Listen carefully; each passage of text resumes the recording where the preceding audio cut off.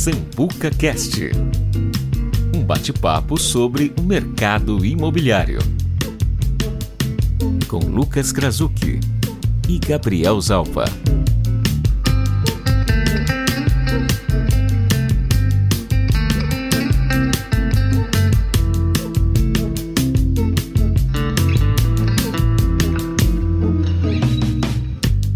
Olá, seja bem-vindo ao Sambuca Cast, podcast do mercado imobiliário, onde eu, Lucas Krasucki, junto com o Gabriel Zalpa, buscamos trazer assuntos relevantes para o nosso mercado, que é o mercado imobiliário. E hoje, Lucas, temos a honra de receber aqui o nosso amigo Dr. Lucas Pires Maciel, que é advogado, tributarista, doutor, e vem falar um pouquinho sobre os tributos que incidem sobre o imóvel. Seja bem-vindo, Lucas. Bom dia, obrigado a todos pela audiência.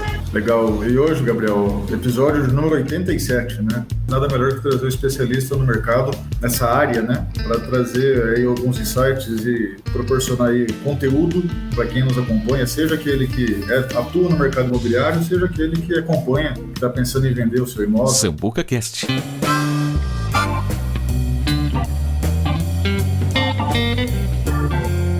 E para começar então, doutor, o que diferencia um imposto, uma taxa, um tributo? Como que esses nomes se intercalam e como que a gente pode entender cada um deles? Primeiro eu queria agradecer, ao Lucas e ao Gabriel pelo convite, dizer que é uma honra estar aqui nessa audiência tão seleta e dizer que a gente está sempre à disposição aí dos amigos. É importante que a gente entenda, porque há uma dificuldade às vezes, de quem é leigo, compreender essas diferenças técnicas, porque na verdade são compreensões muito específicas. Muitas vezes a gente faz como se fosse sinônimo, tributo igual a imposto, e a gente às vezes acaba falando tudo como se fosse uma única coisa. Inclusive, se a gente lê notícias na imprensa, na televisão, a gente acaba sendo induzido a pensar dessa forma. Então, às vezes a gente vê lá, o Brasil é um país que tem muitos impostos, quando na verdade essa afirmação ela é meia verdadeira, porque na verdade o que nós temos é o tributo como um gênero da qual nós temos algumas espécies. Então, basicamente a doutrina, ela coloca aí a classificação tributária em 5 espécies, sendo o imposto, a taxa, a contribuição de melhoria, o empréstimo compulsório, as contribuições especiais e para as entidades. Então são 5 basicamente as espécies tributárias que nós temos. Todas saem desse núcleo comum que é o tributo, mas que na verdade ela tem as suas particularidades. É como se nós pensássemos no ser humano, em que nós temos a mulher e o homem. Então, o tributo, ele é o gênero, e as espécies são essas 5 que nós mencionamos. O grande ponto é que o que mais nós temos impacto no dia a dia, basicamente são os impostos e as contribuições. Então, numa situação como essa, o tributo, como gênero, nós temos como compreendê-lo como uma prestação pecuniária, ou seja, uma coisa que nós temos que pagar em dinheiro, em que nós somos obrigados por lei. Então, essa é a grande característica do tributo, O que diferencia o tributo de outra obrigação é essa questão da compulsoriedade dele. E aí, dentro dessa característica do tributo, nós vamos encontrar as espécies de maneira específica, o imposto, a taxa, a contribuição de melhoria, o empréstimo compulsório e as contribuições previdenciárias. Então, nessa lógica, é importante que nós entendamos, porque para quem não é da área específica, acaba fazendo uma mistura dessas espécies tributárias. Quando a gente pensa em imposto, eu acabei abrindo o programa falando imposto, lucro imobiliário, uma série de coisas, vem em cabeça naquilo que a gente mais está pensando, mas vai muito além, Como a gente contribui e o que está incluso nessas contribuições, o porquê que existem essas contribuições. E é importante a gente saber um pouco mais a fundo para que a gente tenha conteúdo aí para que possa, de alguma forma, ser relevante no nosso mercado, Gabriel? Exatamente. E doutor, quais os tributos, quais os impostos e taxas que incidem sobre um imóvel? Vou comprar um imóvel, tá? O que de fato incide e está relacionado diretamente com o imóvel? Vamos dizer que tem muitos corretores que nos acompanham, pessoal do mercado imobiliário, mas também tem muita gente que está querendo se instruir para comprar o seu primeiro imóvel, para entender um pouquinho mais disso. O que a gente pode falar sobre isso? Veja bem, então quando a gente pensa especificamente no imóvel, para a Constituição Federal, que é quem regulamenta essas questões relacionadas a quais são aquelas situações, aqueles fatos que para o fisco são relevantes, a gente coloca que ter um patrimônio é um dos fatos mais relevantes. A gente trabalha dentro do direito tributário com aquilo que nós chamamos de signos presuntivos de riqueza, principalmente quando a gente fala de imposto. Então é aquela questão, que a gente sempre fala, que quanto mais você tem condições, mais você deve contribuir para o Estado como um sentido amplo da palavra. Então, quando você pensa na aquisição de um patrimônio ou em ter um patrimônio, para o Estado, isso é um signo importante, isso é um dado importante e faz com que a gente, enquanto seja proprietário ou compre esse imóvel, para o Estado isso chame atenção para alguma questão tributária. Então, o fato de você ser proprietário de um imóvel, segundo a Constituição Federal, faz com que os municípios tenham autorização para cobrar IPTU desse que é proprietário desse imóvel. E quando você pensa numa situação de aquisição desse imóvel, nós temos que entender a que título foi essa aquisição, porque a aquisição de um imóvel ela não é necessariamente só por compra e venda, ela pode se dar por outros meios. E aí nós vamos ter a famosa resposta depende, né? De qual forma veio a aquisição deste imóvel. Então vamos pegar alguns contextos. Se esse imóvel foi adquirido por compra e venda, aquele que faz a aquisição tem que pagar o famoso ITBI, que é o Imposto sobre Transmissão de Bens Imóveis de maneira onerosa entre pessoas vivas, tá? Porque o ITBI, às vezes a gente acha que é só transmissão de bens imóveis, mas ele tem esse complemento, né? Desde que seja de ato oneroso e entre pessoas vivas. Então, nessa situação, o ITBI é um imposto municipal, então, ou seja, cada município tem as suas regras de cobrança do ITBI. Então, se eu compro um imóvel em Presidente Prudente é um valor, se eu compro em São Paulo pode ser outro, se eu compro em Curitiba pode ser outro. Então, isso ITBI... a depender de qual é o valor que está sendo transacionado e também qual que é o percentual que a prefeitura cobra, né, doutor? Exatamente. Então, o que nós temos é essa variação. Primeiro, na forma de interpretação dessa base e segundo, na alíquota que vai ser pago esse respectivo imposto. Então, talvez essa seja a forma mais ordinária de aquisição de um imóvel, né? Na pergunta que o Gabriel mencionou. Então, o ITBI é a primeira forma, o primeiro imposto impactante na hora da gente pensar na aquisição de um imóvel, além do IPTU, que é aquele pela propriedade. Só para os ouvintes entenderem, é o Imposto de Transmissão de Bens Imóveis. Essa que é a sigla, né? Isso. Aí tem só o complemento, né? Transmissão de bens imóveis, desde que seja por ato oneroso e entre pessoas vivas. Porque no complemento a essa sua pergunta, é interessante a gente mencionar que nós podemos ter uma segunda forma de aquisição de um imóvel, que é a partir ou de uma doação ou uma situação de causa-mortes. Então, é quando a gente tem o recebimento desse imóvel a partir de uma doação feita por alguém, pode ser familiar ou não, ou então quando há o falecimento de alguém que deixa um imóvel. Nessa hipótese, vai haver incidência de um outro imposto que não o ITBI, e sim o ITCMD, que é um imposto estadual, ou seja, cada estado tem as suas regras de aplicação desse imposto. Então, São Paulo, enquanto estado, tem o seu, Mato Grosso do Sul tem o seu, e assim todos os estados têm a sua forma de cobrança desse ITCMD. Então, eu posso ter a aquisição desse imóvel porque alguém doou esse imóvel para mim, ou eu posso tê-lo porque alguém morreu e eu sou um herdeiro ou eu sou um legatário daquela pessoa que faleceu. Então, nessa hipótese, vai haver incidência de um outro imposto, que é o ITCMD. E todos esses, nessas situações, né, que a gente mencionou, independentemente de qual seja a base, é que nós temos que fazer todo esse registro dessas aquisições, em regra, por meio de uma escritura pública, né, que é a forma de aquisição mais feita, mais correta de nós fazermos aqui no Brasil, segundo as disposições legais. Então, além de eu ter que pagar esses impostos mencionados, eu tenho também que pagar as taxas de cartório, porque quando a gente pensa na prestação de um serviço público, há incidência de uma taxa, que no caso, o cartório, por ser um braço do Estado, ele cobra para que a gente possa ter primeiro a realização da escritura e, posteriormente, no cartório de registro de imóveis, a confirmação, as averbações dessas aquisições, para que a gente regularize, né, toda essa parte imobiliária da pessoa que adquiriu esse imóvel.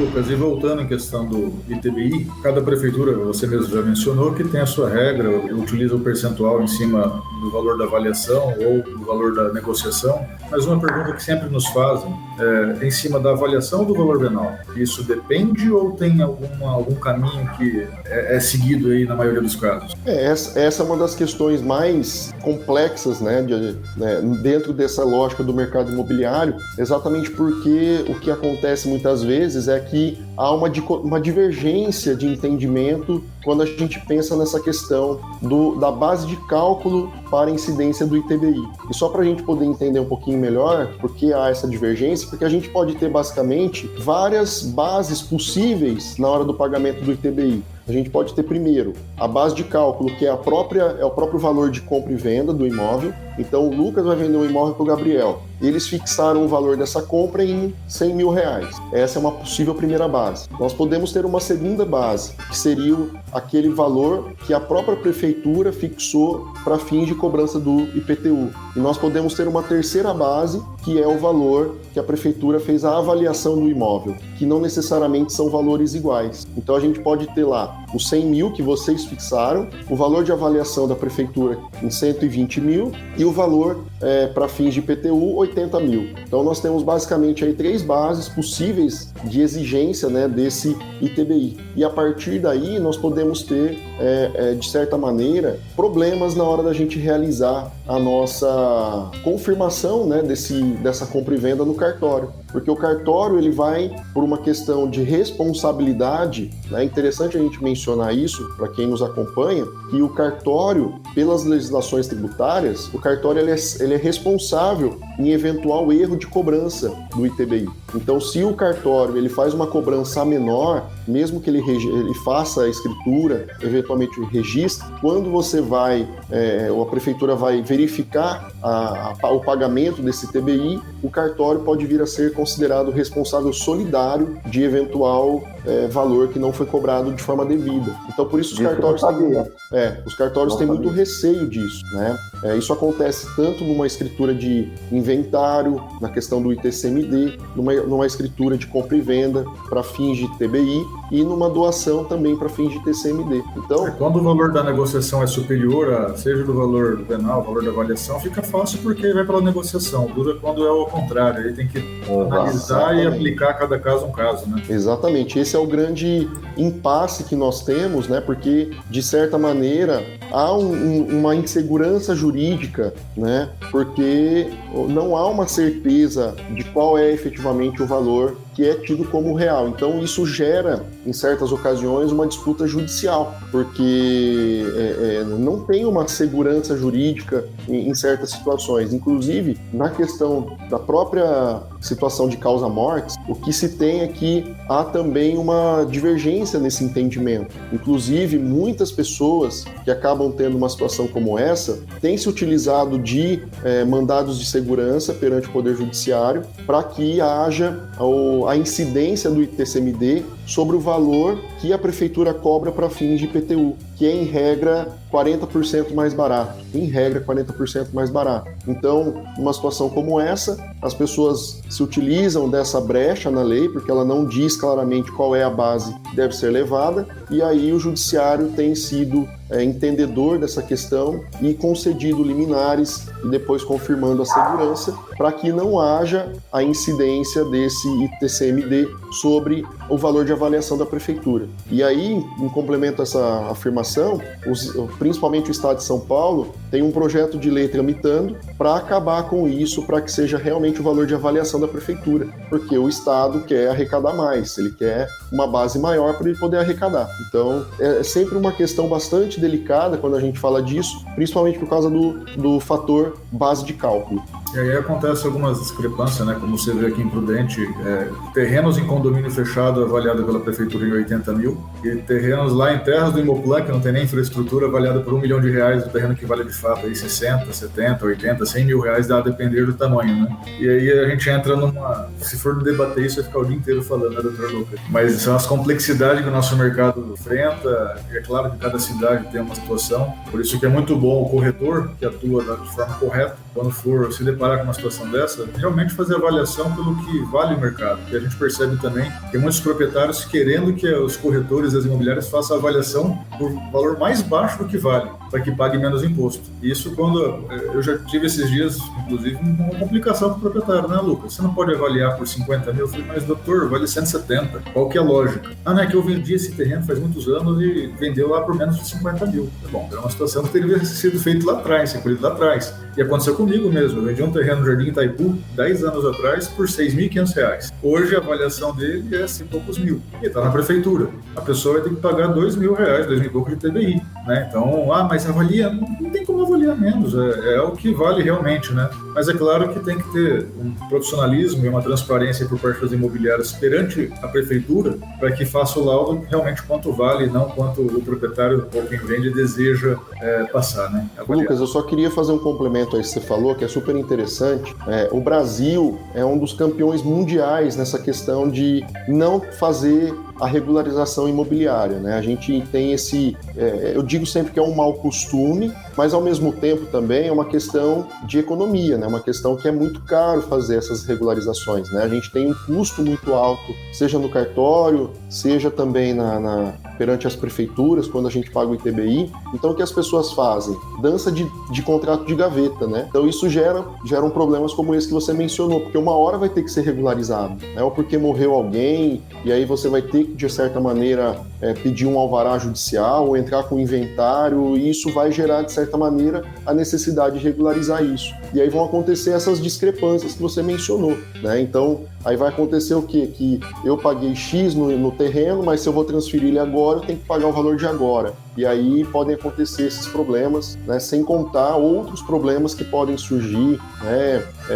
De situações envolvendo um imóvel. Por isso que muitas vezes, em situações como essa que você apontou, às vezes as pessoas preferem entrar com uma uso capião a ter que regularizar o imóvel por meio de uma escritura pública. Fala, olha, eu já tenho a posse mansa, pacífica durante tantos anos, e a pessoa entra com uma ação de uso capião ou perante o cartório, e ele recebe esse imóvel a título originário e não tem que pagar, né, todas essas taxas e os impostos respectivos. Então, é sempre um problema que surge da nossa cultura, né, enquanto pessoas que não gostam muito de regularizar.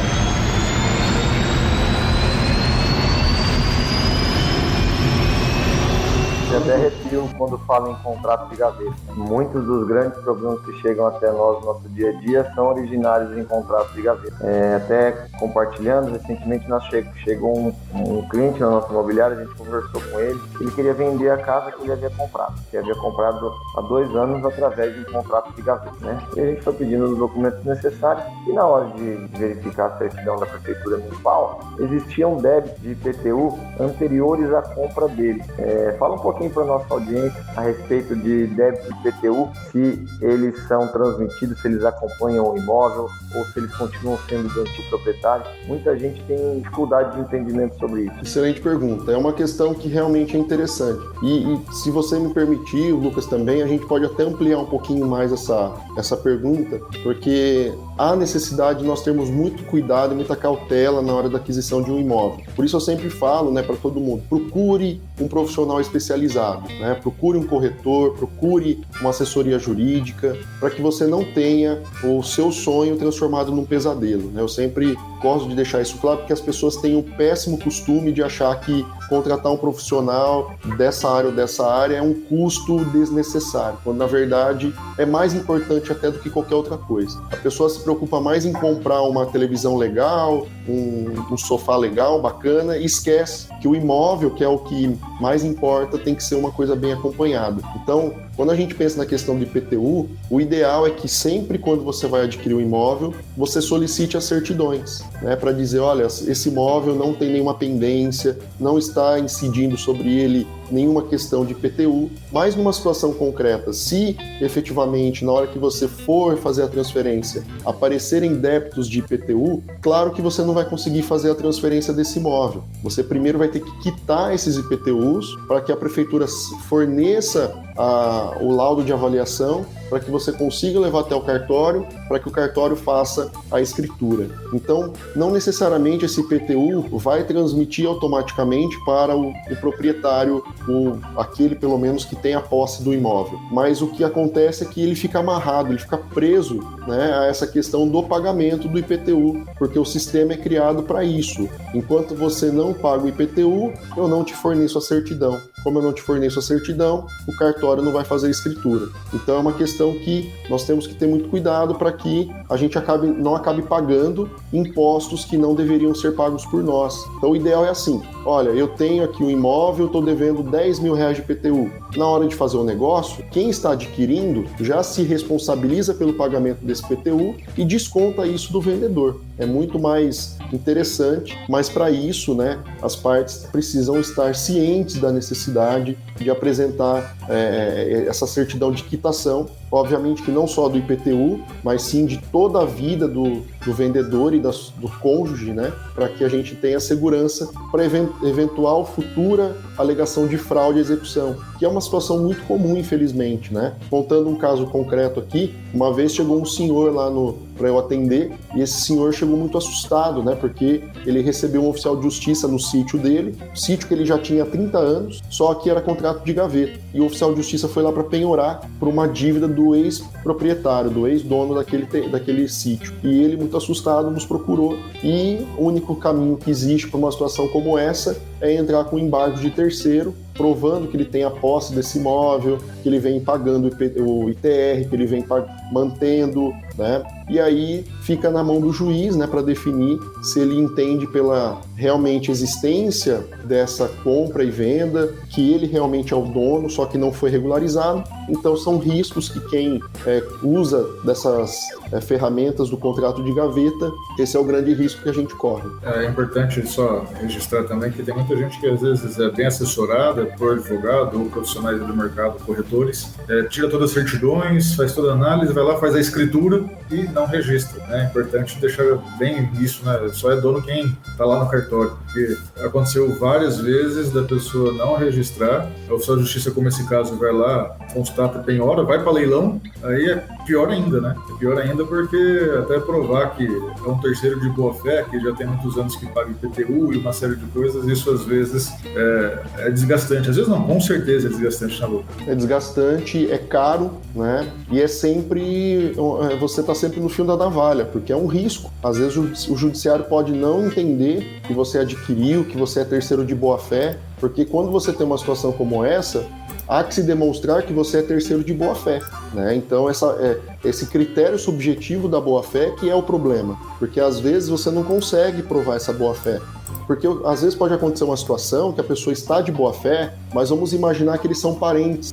Na legislação, essa questão já soa como uma fraude. Então, às vezes eu estou comprando o imóvel do meu primo, né? Estou comprando o imóvel do meu primo, eu estou confiando nele que está tudo bem. E eu faço igual o Lucas falou, não vou lá e registro no cartório de imóveis essa minha aquisição. É penhorado esse bem.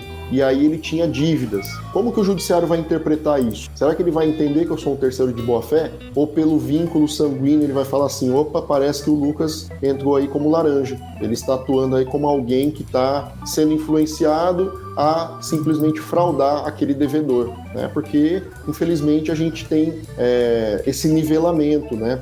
Até voltando à questão tributária, hoje o tratamento fisco-contribuinte é um tratamento muito complexo, porque as partes não têm essa confiança mútua, né? O fisco não confia no contribuinte, o contribuinte não confia no fisco. Então, se você, por exemplo, faz a sua declaração de imposto de renda e você esquece de colocar algum rendimento que você teve, o fisco vai te taxar como sonegador de imposto, como criminoso. Por quê? Porque ele sempre presume a má-fé. Ele nunca presume que foi uma falha, o Gabriel esqueceu. Não, você é um sonegador, você cometeu crime, você deixou de declarar isso no seu imposto de renda. Então é o que acontece muitas vezes. Então você, depois de uma situação dessa, você fica à mercê de uma decisão judicial que pode ou não ser interessante para você, né? Então, é sempre bom comprar o imóvel com toda a documentação necessária, com assessoria de um profissional da área, fazer a escritura e já fazer o registro desse imóvel. E Eu sei que é caro, né, Lucas? É caro, mas é necessário. Mas ainda assim você não fica livre da dor de cabeça. Nós estamos no episódio de número 87 e 2 episódios atrás eu estava gravando lá de Recife. Eu já falei para o Gabriel, né? Estou aqui numa ação na qual a gente foi corretor, fizemos a intermediação com um cliente nosso que comprou uma área para fazer uma locação comercial. Então tiramos todas as certidões, existia IPTU atrasado, nós retivemos o valor porque estava tramitando lá entre o antigo proprietário e a prefeitura uma situação de cancelamento dos IPTUs que ele tinha passado por 5 anos, então tinha prescrito uma série de coisas, né? E aí, tomando toda a cautela, conseguimos resolver, registramos a escritura na matrícula. Apareceu uma construtora dizendo que tinha feito um contrato de parceria com os proprietários, antigos proprietários da área. E entrou com ação contra os proprietários e colocou, então, o nosso cliente na situação toda. Eu fico imaginando se nós não tivéssemos registrado. Então, quem sou eu para julgar se esses proprietários, o antigo proprietário, fez essa parceria ou não? A justiça vai dizer isso. Porém, deslocamento de Prudente para Recife pela segunda vez, né? Então, você imagina se não tivesse registrado. Então, nós estamos nesse país livre de tudo, porque a justiça está aí para realmente quem achar que tem direito acioná-la. Se você deixa brecha, pior fica para você explicar depois e mais oneroso acaba ficando. Apesar de todos os cuidados tomados, né, Lucas? Pois é. Ainda podem existir esses dissabores aí. Então, a gente sempre repete aqui que a cautela e o cuidado do profissional do mercado, claro que ele nunca vai, vamos dizer assim, vai substituir um advogado, vai substituir uma assessoria jurídica. No entanto, a gente, profissional do mercado imobiliário, tem que entender o caminho. Vai chegar um momento, sim, Dr. Lucas, eu preciso de você, mas pelo menos a gente indica esse caminho para os nossos clientes. E é interessante nas falas de vocês que numa situação como essa, a gente tem institutos que podem preservar eventuais direitos, como por exemplo uma prenotação. Eu posso me utilizar dessas prenotações para falar, eu tenho alguma coisa, algum vínculo com esse imóvel, para que terceiros tenham conhecimento. Isso pode acontecer, por exemplo, uma locação comercial, né, para que eu possa ter o meu direito de preferência respeitado. Então, por exemplo, se eu loquei um imóvel lá para fins comerciais e eu quero ficar nesse imóvel por muito tempo, eu não quero ser tolhido do meu direito de uma eventual compra futura. Então eu faço a prenotação disso no cartório para que numa eventual futura venda o terceiro não pode alegar que ele não sabia da existência desse contrato, né? Então são situações que nós temos que respeitar, né? Nós temos que ficar atentos para que a gente tenha o nosso direito resguardado, né? Então basta ter conhecimento do sistema para que hajam algumas garantias para evitar ações judiciais como essa que o Lucas falou, que a gente pode demorar 5, 10, 15 anos para resolver uma situação que poderia ter sido evitada. Enquanto isso, o imóvel fica bloqueado às vezes e você é impedido de fazer a venda, enfim, a alienação dele, né? E aí quem sofre é o próprio país, que não tem o desenvolvimento, o empreendimento poderia estar sendo implementado, gerando renda, emprego, deixa de ser por causa de uma questão do imbróglio jurídico. Falando de imposto, doutor Lucas, nós comentamos rapidamente, você comentou, sobre o IPTU, mas nós não aprofundamos, né? E só para passar aí uma ideia, o IPTU, aquele carnezinho que nós pagamos aí todo o começo do ano, né? Existe muita dúvida para que vai, para onde vai, o que é taxa de limpeza, o que é iluminação pública. Se você pudesse esmiuçar um pouquinho sobre esse tributo, é interessante porque as pessoas falam, nossa, eu pago o IPTU tão caro. E aí teve uma pessoa que me questionou, falou, Lucas, qual a diferença do lixo da minha casa do lixo daquele bairro que fica a 5 quilômetros? Porque lá vale menos, mas para ir buscar gasta mais combustível o caminhão de lixo. Falei, que interessante essa. Por que a taxa de lixo lá é mais barata do que aqui? Falei, eu não soube responder. Eu falei, de sinceridade, eu nem sei se é mais barato ou não a taxa de lixo. Se é por unidade, por metro, eu não soube explicar. O que eu sei é que o valor do IPTU é calculado pela Venal, avaliação, enfim, né? Vai depender de quanto vale o seu imóvel. É isso mesmo? O imposto, a taxa de lixo varia de acordo com a avaliação do imóvel, apesar do serviço ser relativamente o mesmo? É muito interessante sua pergunta, porque aí nós vamos entrar numa questão que é relacionado ao para que serve, né? Para que serve o imposto, para que serve a taxa e como que são cobradas essas espécies tributárias, né? Então, super interessante, porque aqui nós temos algumas jabuticabas, né? Coisa que só tem no Brasil, né? Eu sempre comento que o Brasil adora jabuticaba, né? Coisas que só temos aqui. E essa questão da primeira parte, né, o imposto, o IPTU, ele tem uma única situação, só pelo fato de você ser proprietário. Você é proprietário de um imóvel urbano, seja terreno, seja prédio, seja casa, não importa. Você tem que pagar IPTU. Não importa, mas eu pago IPTU, eu tenho direito a ter a minha rua sem nenhum buraco, iluminação na minha casa, eu tenho direito à segurança, nada disso. O IPTU, ele é um imposto que vai para os cofres do ente político, né, no caso o município, para custeio de despesas gerais do município. Ele não tem uma vinculação específica, ele não tem um uso específico. A gente paga imposto porque nós somos proprietários do imóvel, só isso, né? Então o imposto ele tem essa característica, eu ajo, eu pago, eu sou proprietário, eu pago IPTU, eu tenho um veículo automotor, eu pago IPVA, eu ganho renda, eu pago imposto de renda, simples assim. Agora, quando a gente passa para uma taxa, que é o que você falou da taxa de lixo, a taxa é um serviço público. E esse é um dos grandes problemas que nós temos, né? Porque a taxa ela deveria ter um valor de acordo com o seu efetivo uso. Então, por exemplo, eu tenho uma situação em que eu moro numa casa de 40 metros quadrados, moram 10 pessoas nessa casa de 40 metros quadrados. E o Gabriel, ele mora numa casa sozinho de 1.000 metros quadrados. O Gabriel vai pagar muito mais taxa de lixo do que eu que moro nessa casa com 10 pessoas em 40 metros quadrados. Então, se a gente fosse colocar ao pé da letra, o que efetivamente seria justo? Que quando a gente pensa numa taxa de lixo, para que a gente possa efetivamente ter a cobrança dessa taxa, nós teríamos que fazer a pesagem desse lixo para saber quanto lixo efetivamente o Gabriel produziu, quanto lixo efetivamente a casa do Lucas produziu, né? Para que a gente tenha essa comparação. Mas o que a gente faz? A gente leva em consideração simplesmente o valor, a mesma base do IPTU, a gente aplica uma alíquota e essa é a taxa de lixo. E pior ainda é a taxa de iluminação pública, que essa é a mais escrachante, porque o Supremo Tribunal Federal declarou essa taxa inconstitucional. Há muitos anos atrás, essa taxa de iluminação pública foi considerada inconstitucional. O que os municípios fizeram para não perder essa arrecadação? Foram lá no Congresso, imploraram para que o Congresso criasse o que hoje nós chamamos de Contribuição sobre Iluminação Pública, a COSIP, tem um artigo na Constituição. Então é aquele negócio, o Supremo falou que taxa de iluminação pública é inconstitucional, eu mudo o nome e continuo cobrando. É o que aconteceu aqui no Brasil, né? Que a gente fala que são jabuticabas. Então quando você não tem energia elétrica ligada no imóvel, essa iluminação pública, ela vem no IPTU. Quando você tem conta de energia no seu imóvel, ela vem na conta de energia.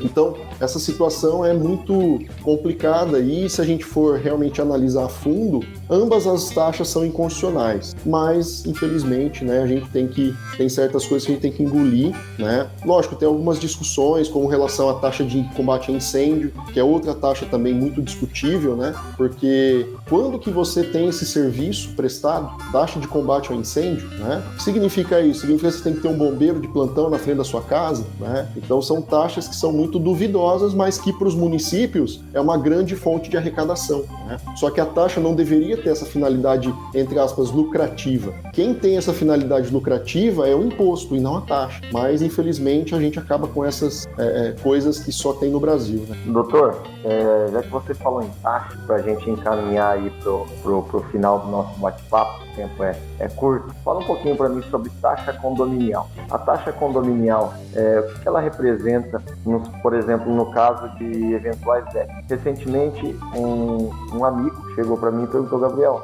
eu aluguei uma casa, depois de 3 meses que eu estava na casa, eu recebi uma notificação do escritório do condomínio que eu tenho lá R$ 4.500 de débito. Esse débito é dele, ou é do antigo locatário, ou é do proprietário? Bom, essas questões relacionadas à responsabilidade numa situação de locação é muito interessante. Se a gente puder pensar no IPTU, por exemplo, né, o IPTU, ele, por ser uma questão de direito público, eu não posso escolher quem vai pagar IPTU. Quem escolhe é a lei. E quem a lei diz que é o devedor de IPTU? O proprietário. Então eu posso até locar o meu imóvel sem problema nenhum. Eu posso alugar meu imóvel para quem eu quiser. Então eu aluguei meu imóvel para o José. O Zé começou a morar lá no imóvel. Quem que deve IPTU? O Lucas. Eu devo IPTU. O Zé pode até ser que no contrato de locação esteja uma previsão de que ele tem que pagar o IPTU. Mas se o Zé não pagar, o Lucas vai ter que pagar. Isso é uma questão cível. É uma relação cível entre Lucas e José, que não tem reflexo nenhum para o fisco. Então isso é um ponto para ficar delicado. claro,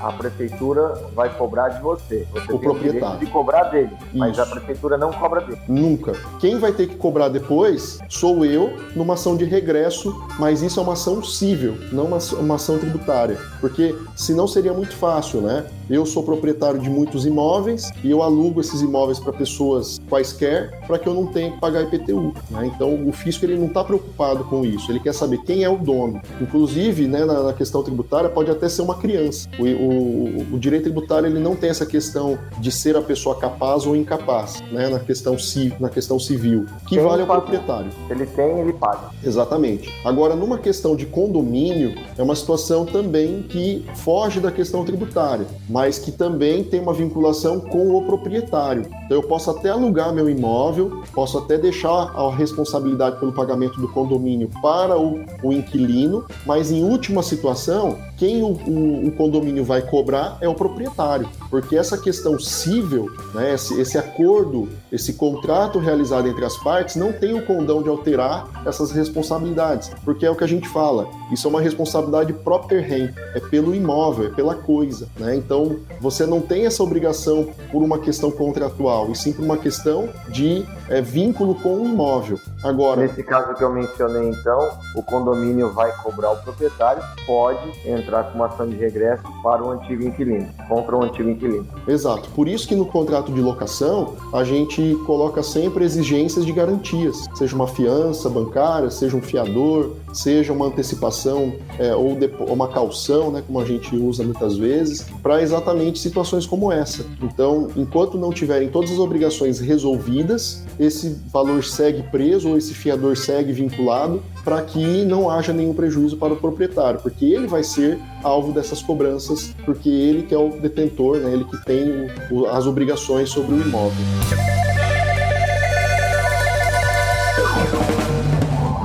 Sambuca Cast.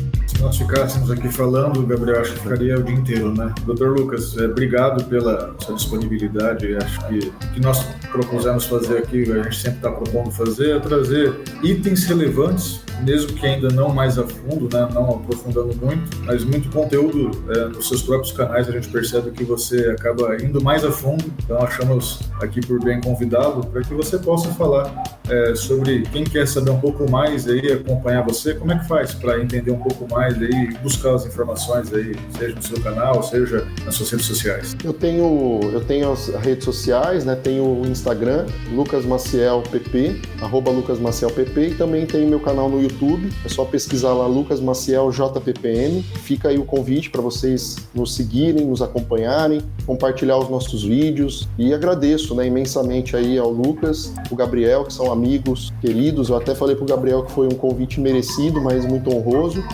e eu fico à disposição para novos convites, sempre à disposição dos amigos. Mas tem mais uma também, né, Gabriel? Se colocar urbanizetv.com.br, fechar o olho e clicar, vai cair lá no Lucas falando, né? Aí fecha o olho e clica no outro episódio, Maior prazer. Lucas falando de novo, né? Maior prazer. Doutor, mais uma vez eu agradeço, já deixo registrado aqui minha admiração pelo seu trabalho, pela amizade. Parabéns pela didática, é muito bom te ouvir, porque parece que você simplifica as coisas. Tenho certeza que vai contribuir com muita gente aí. Sigam o Lucas nas redes sociais, é Lucas Maciel PP. Aproveite também e deixe o seu comentário nas nossas redes sociais, né, Lucas? @Lucas Krasuk, que está fugindo do Instagram, mas ele usa bastante o LinkedIn. E @Gabriel Zal, também em todas as redes sociais. Mais uma vez, obrigado, e espero que a gente possa repetir isso em breve. Muito obrigado, Dr. Lucas, e até a próxima, se Deus assim permitir. Obrigado. Obrigado, Ricardo. Obrigado, Gabriel. Obrigado, Lucas. Um bom dia para vocês aí. Um abração. Sambuca Cast. Esse podcast foi editado pela 73 Ideias. Comunicação e tecnologia.